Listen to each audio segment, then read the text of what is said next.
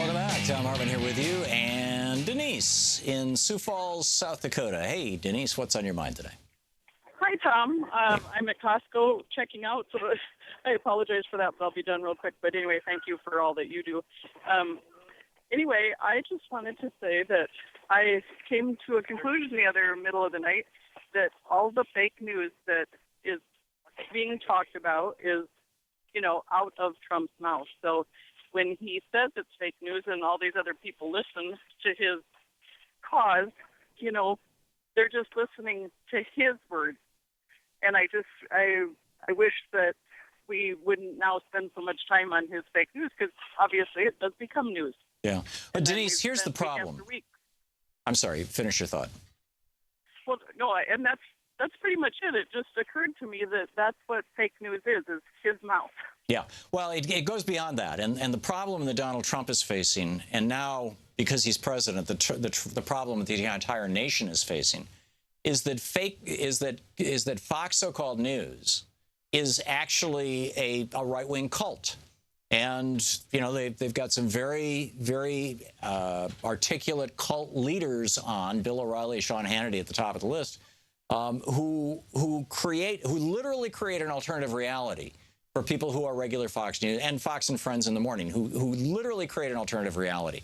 Back, prior to my writing a book, The Crash of 2016, that has a whole chapter on it about Roger Ailes and how Fox was originally conceived during the Nixon administration and referred to as GOP TV, and by Roger Ailes, who took it to Nixon, and Nixon said, no, I can't get the money for this. And so Ailes took that, shopped it around billionaires and finally found a billionaire who would fund it. That was Rupert Murdoch.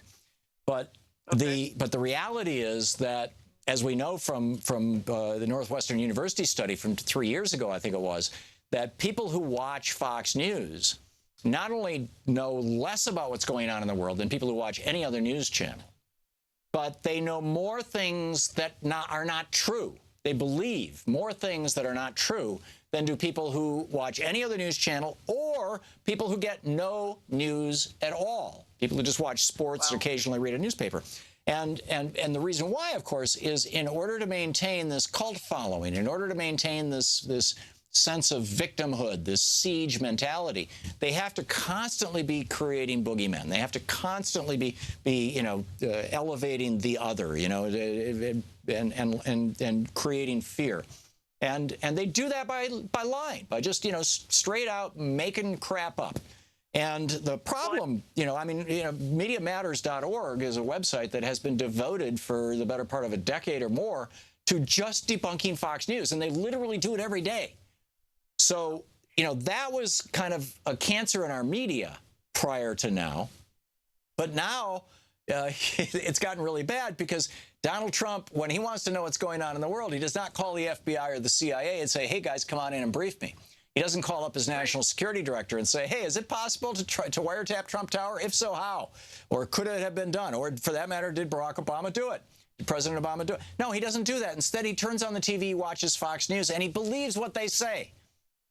And both of these so-called scandals, all this, oh, my God, Obama's after me stuff, both of them one originated with Mark Levin on Right Wing Hate Radio, and migrated from there to Breitbart, and migrated from there to Fox News, and from there into Donald Trump's brain, out his mouth, into his Twitter account, and to the world. So what has happened is that Donald Trump has now become the major amplifier of America's major source of right-wing disinformation. And so now we and the rest of the world are having to scramble to say, no, the British intelligence did not spy on Trump Tower. No, just the list goes on and on. All these outrageous things that he has said that he got from Fox News. This has become a serious problem for our democracy. I've been arguing for years that Fox News is a serious problem for our democracy, because and I wouldn't have a problem with it if Fox News did what WorldNet Daily does with their television network and simply said conservative points of view, right? Let's be honest about who we are and what our point of view is. Our point of view is that, we're conservatives. And so, now you're getting the conservative. Instead, Fox pretends that they are the only news media that's actually telling the truth.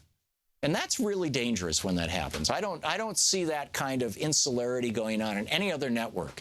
You know, MSNBC and CNN, you know, at the very least, they say, you know, wow, we're trying to present our point of view, or we're trying to present the American point of view, as it were. You know, RT occasionally in their programming, particularly their news programming, you will clearly get the Russian point of view. That's what you expect. It's RT, right? If it's in the news, if it's in my show, it's not. But it's, you know, if you're watching France 24, you're going to get the French point of view. If you're watching the BBC, you're going to get the British point of view. I mean, we know Al Jazeera, you're going to get the, you know, a Middle Eastern, you know, principally Sunni point of view. You'll get the news, you'll get other things, but, you know, but with Fox News, they're pretending to be the only unbiased news in America when they are the most biased news in America. And that has now caused this president to you know, step in it more than once. And it's a real problem for all of us. Denise, thank you for providing the foundation for my rant. I appreciate the call. Thank you very much.